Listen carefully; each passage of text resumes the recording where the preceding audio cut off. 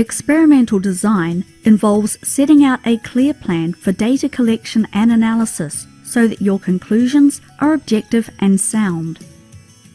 When planning your experiment, you need to define the experimental units and response variables, specify the treatments and how they'll be given, identify the controllable and uncontrollable variables, choose a design, and work out how many replicates are needed. One of the most important considerations of an experiment is how to even out the variability among the experimental units to make comparisons between the treatments fair and precise. For example, if you were testing a new manufacturing process at your factory by measuring levels of employee productivity, you might reasonably expect Monday production levels to be higher than Friday productivity when employees' thoughts turn to going home for the weekend. You could randomly select which manufacturing process to use each day, old or new, for several weeks. However, day of the week is a source of variability that you should control for. One solution to the problem of potential variability is to use blocking.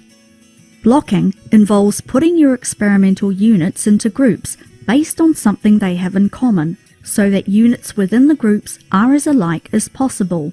Then, you randomize your treatments to the experimental units within each block. So, for our manufacturing example, we might block by day of the week. The dates over which the trial is to be run are assigned to blocks based on day of the week. Then, within each block, the dates are randomly assigned to either the old or new manufacturing process. Any resulting production increase or decrease between the dates can then be more confidently attributed to the manufacturing process used.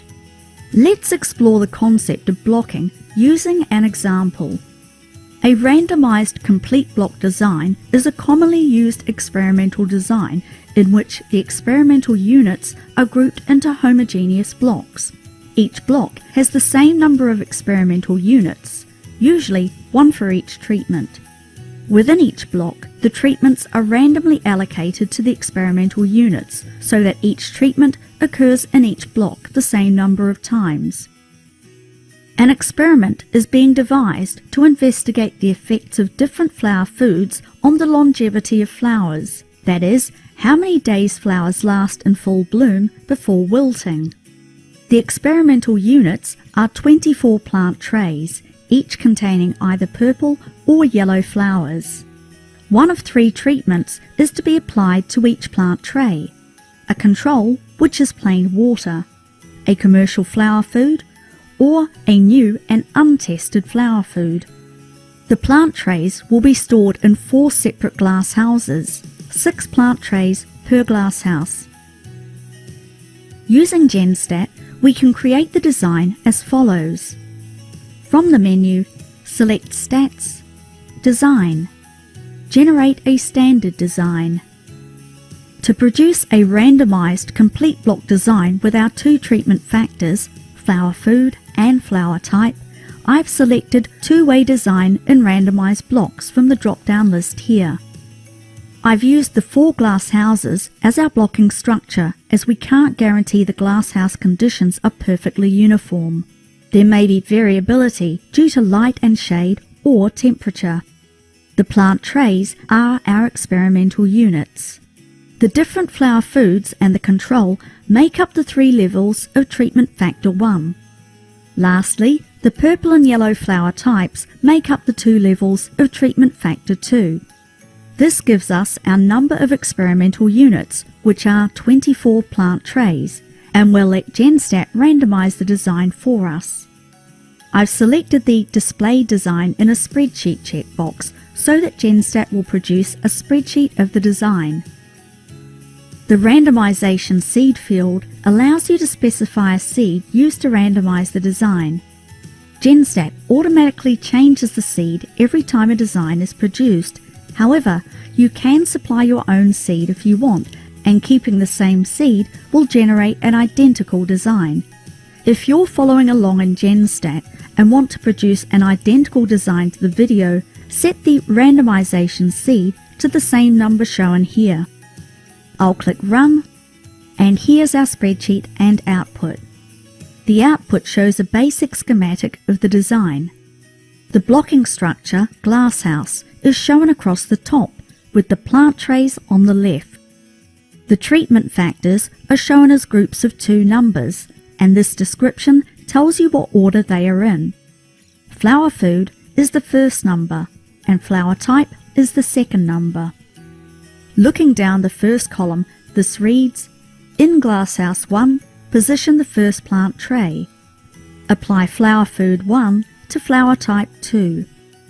The second entry reads, in glasshouse 1, position the second plant tray. Apply flower food 2 to flower type 1.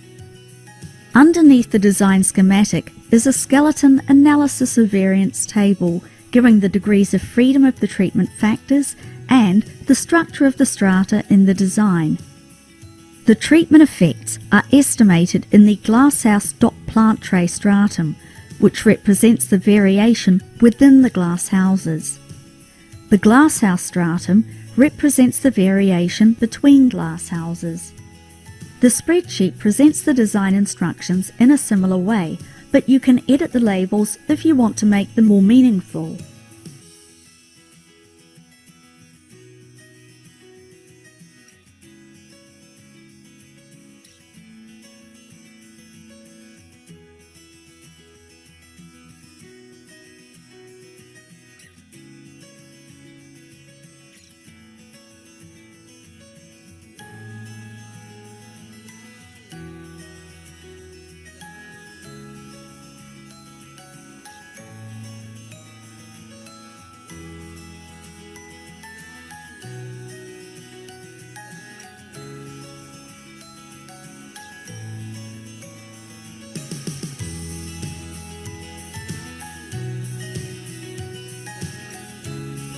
The Check Power button becomes active once you've generated a design. This allows you to calculate the power of your design.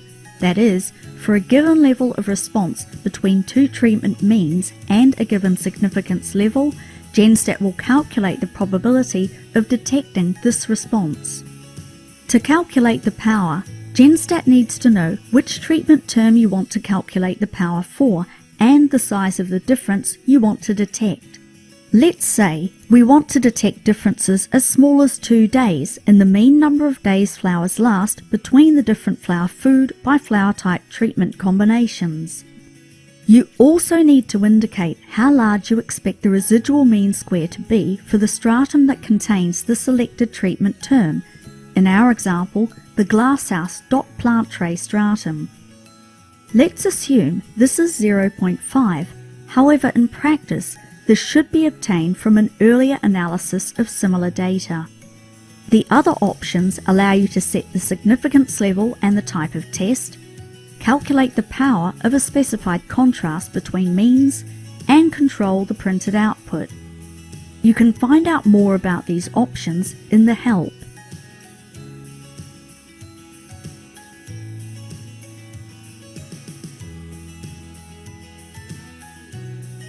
When I click OK, a dialog box pops up telling us that the power of our design is 0.962.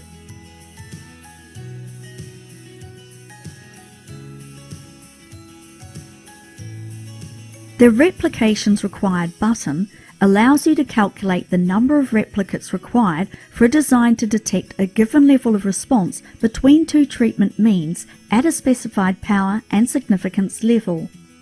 For a randomized block design, the replication depends on the number of blocks, in our example, glasshouses. Let's see if we could consider running the experiment with fewer glasshouses. To make the calculation, Genstat needs to know which treatment term you are concerned about, the significance level, the power, the size of the difference you want to detect, the within block variance, i.e. residual mean square of the glasshouse dot plant tray stratum, and the type of test. We'll leave the power and significance level at their defaults. When I click OK, a dialog box pops up giving the required number of replicates. In this example, we could reduce the number of glasshouses from 4 to 3 without seriously undermining the power of the experiment. If we click Apply, the number of blocks in the design menu will update to 3. However, if we click Cancel, the pop-up will simply close. Clicking Change will return us to the Replications Required dialog. In the output, along with a report of the replications required, a table gives the power and the standard errors of differences, etc. for different numbers of replicates.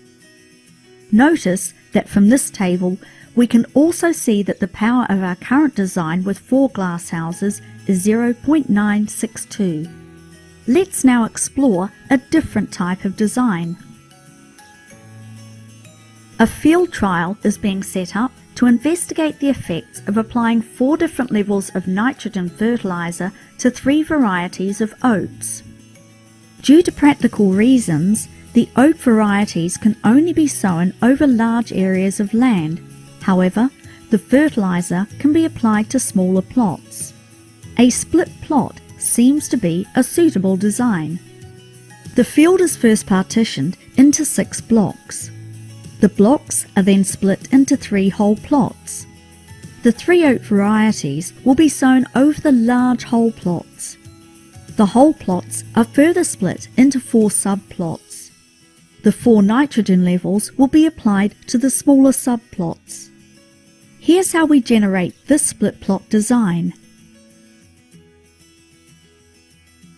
If you're following along in Genstat and want to produce an identical design to the video, set the randomization seed to the same number shown here. I've selected Split Plot Design from the drop-down list. The large field area is split into 6 blocks. The whole plots and subplots are named appropriately. The 3 levels of oat variety will be applied to the whole plots. Lastly, the 4 levels of nitrogen will be applied to the subplots. This gives us our number of experimental units, which are the 72 subplots. We'll let Genstat randomize the design for us and select the Display Design in a Spreadsheet checkbox so that Genstat will produce a spreadsheet of the design. Now click Run to produce the spreadsheet and output.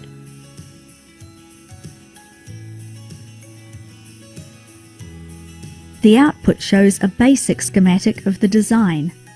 The field blocks are shown on the left with the whole plots just to the right. Here are the smaller subplots within each whole plot.